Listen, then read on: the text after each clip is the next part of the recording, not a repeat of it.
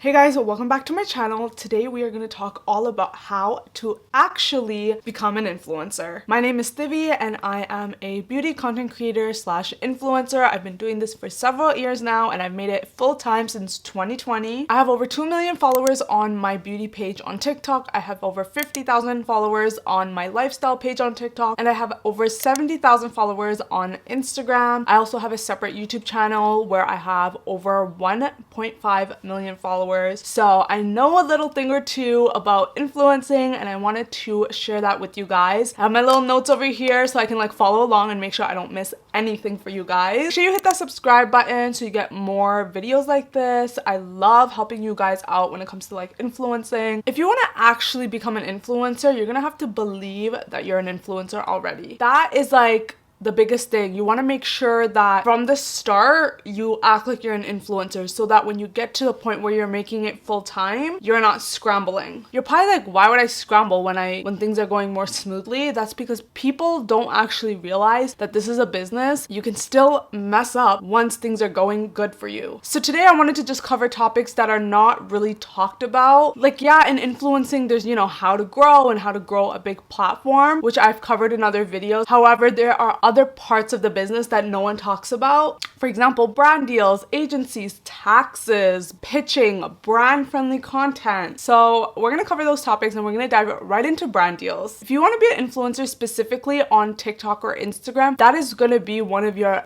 biggest money-making machines, which is brand deals. Brand deals in general are very competitive. We are in a very saturated space. On top of that, we're in the middle of a recession. So brands have cut their budgets out tremendously. I've spoken to a lot of brands one-on-one and they have told me this directly, that they are very selective in terms of who they are picking for their brand deals. So as a creator, when you want to monetize your content and you want these brand deals, you have to make sure that you're doing more than just making content. But of course, content is a big role. You want to make sure you are doing organic content. Again, this is a business. It's a two-way relationship. Brands are not just going to show up at your doorstep and know your worth and pay you. Everyone deserves that. However, you're going to have to show them that you're valuable to their business as well. So I just like to make sure if I get a PR package, making sure I make 2 to 3 videos, giving them support and just showing how the product works. I know eventually it'll get to a point where you get way too much products and you can be selective on which brands you want to have that relationship with, or if it comes to the products that you genuinely like that is up to you. But making sure that you are constantly just giving them love and support so they feel like you're worth that investment. Another thing when it comes to securing brand deals is you want to make sure that if you're ever invited to any events or if you have the opportunity to be able to speak to the brand representative or influencer marketer one-on-one, that you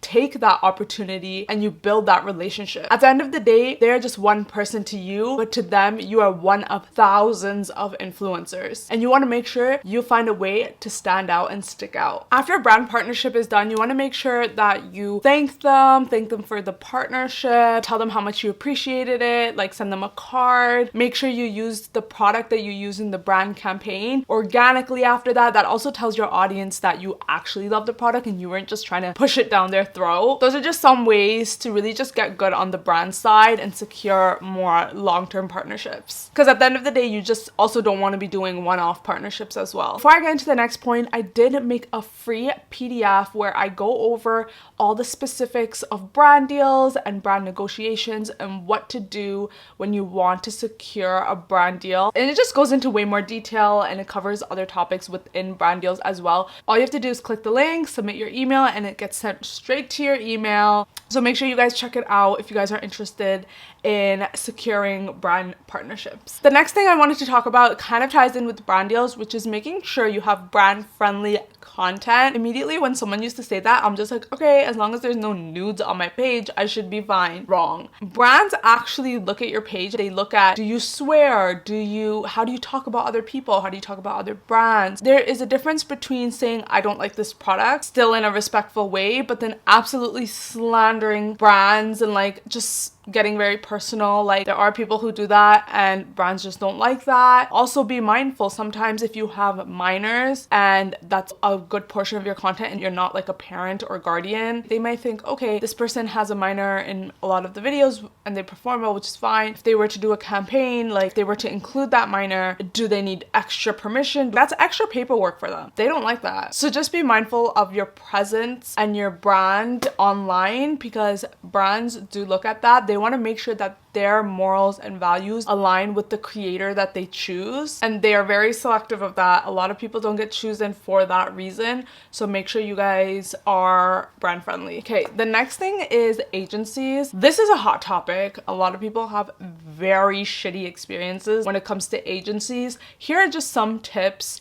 that I would say you want to look out for when it comes to agencies if you do want to sign with them, or if you are at that part of your career and you're like, this is too much, I don't want to do the contracts, I don't want to do the negotiating. Make sure that you kind of have a checklist and see if they fit this, and then you can move forward. But one thing I always ask is, do you have a trial? There's no way I am locking myself in for 1 year or even 2 after 2 Zoom calls. Like, I don't know you. There's no trust. There's nothing there for me to be like, I trust you, I'm gonna hand over my whole business, which is what they actually expect from you, and that's a whole nother conversation. But make sure you know that you don't need to do that. You can ask them for a trial instead, which is what I always do. Even if I consider them, there always has to be a trial involved. So trial is, instead of doing the 1 year, you say, hey, let's try this for 3 months instead. Let's just say they are the worst agency ever. You know, in 3 months you can leave. And usually in trials, most of the time, you have to read the contract, but most of the time they allow you to leave at any point because it is a trial, so it could be less than that. The last thing you need is you sign up for something, you absolutely hate them, and you're in a 1 to 2 year situation. And I was kind of in that boat in 2020. I was signed with an agency. They started off great, but they weren't necessarily benefiting me, but at the same time, it wasn't the worst case situation. And I personally still found that because of that whole dynamic, I just didn't want to be creative anymore when it came to like my content. Like, I just didn't want to do anything. Like, I just lost motivation because I was just so fed up with that. And that can happen when you are in a situation where you're tied to something for a year and you're not happy with it. You're not going to be the most creative person. You're not going to be the most enthusiastic about this and want to make it full time. I've also had friends in the space who've had similar experiences where they were not happy with their agency, and that really just creatively wasn't that good for them. Like, they just wanted to do nothing. So that is something to be mindful. It's something that I had to learn the hard way, which is why I'm reluctant to sign something. Even for me, like 3 months is a very long time, but for other people it's not. So it really depends on you. You can even ask for 1 month. However, usually how agencies work is they need at least 2 to 3 months for them to show you their worth, because by the time they put out your name in pitching emails and all that stuff, brands only get back to them a month or 2 in. So it does take time on their end, which is why at least you need 3 months to actually assess if they're worth it or not. I can make a whole separate video on agencies. I just want to kind of briefly touch up on some points. So that's like one thing you want to make sure you ask. Trial. I personally don't think they should take anything over 20%. Even 20% is high, but that is the standard. So if they're like, I'm taking 30%, you should be like, no, like, I've talk to other agencies and I'm talking to other agencies, making sure they know you have other options and telling them that 20% is the most you'll go. This stuff can get really confusing, and I will make as much videos as I can trying to explain stuff, but still there's just so much more details and so much more information that you can learn. If you have a specific question, it's going to be hard for me to address it sometimes in a video like this. So I do offer one-on-one consultations. I will link it in my description box below, where you could just sign up. You can just fill out the form and set up a meeting with me. Third one is do your research. Go ask your mutuals. What I like to do is I like to search up the person who reached out to me on Instagram, see if I have any mutuals with them, and then message my mutuals to see, hey, have you worked with this person? I see that you're following them, or like, have you been represented by this person? And if they found them like useful or not. With some of my friends, they found agencies so useful. With some of them, they're like, they didn't do anything bad, but they didn't do do anything great either. They just like took over my emails and just responded to them, which is great. But like, I'm not giving you 20% to respond to my emails. I could have done it myself. Unless you're extremely busy. Always, always, always ask around. Even if you're not like super close with someone, like it's still worth the shot because you just never know what kind of information is out there about certain agencies. You'd be pretty surprised. People are willing to share their experiences, especially if they have been screwed over by one. Number 4 is making sure you read the contract thoroughly. These are very big contracts, so make sure you take your time. They might be like, hey, just checking in, want to see if you read your contract. It's fine. If you need to take 2 weeks to read it, take your 2 weeks. Doesn't matter. Go through it. If you can get a lawyer to look over it, that's even better. But if not, there's also like websites I think that help, you know, with reading contracts. Whether you have an agent or not, I think you need a baseline of reading contract. I think that's always safe. It's always going to protect you if you know how to read a contract. So